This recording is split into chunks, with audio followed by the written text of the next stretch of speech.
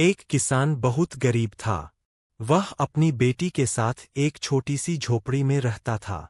उसके पास खेती के लिए बहुत थोड़ी जमीन थी और फसल बेचकर भी 2 समय का खाना ठीक से नहीं मिल पाता था। एक दिन किसान अपनी गरीबी और परेशानी लेकर दयालु राजा के पास पहुंचा और अपनी सारी समस्या बता दी। राजा को उस पर दया आ गई।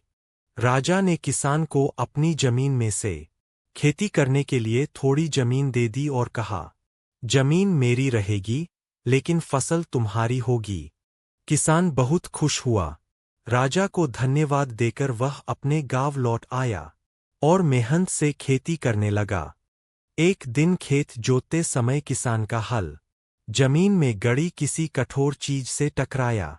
मिट्टी खोदने पर उसे सोने की एक ओखली मिली।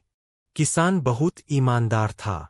उसने बेटी से कहा कि यह ओखली राजा की जमीन से मिली है, इसलिए इसे राजा को लौटा देना चाहिए।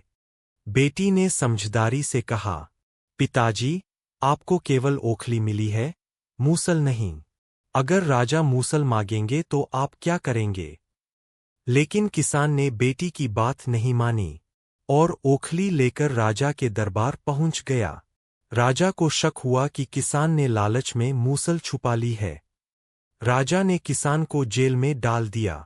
जेल में किसान रोता रहता और कहता, काश मैंने अपनी बेटी की बात मान ली होती। एक दिन राजा ने यह सुन लिया और सच्चाई जान ली। राजा को अपनी गलती का एहसास हुआ। किसान को जेल से छुड़ा दिया गया। राजा ने उसकी बेटी की बुद्धिमानी देखकर उसे राज्य के खजाने का मंत्री बनाया और घर व सम्मान दिया।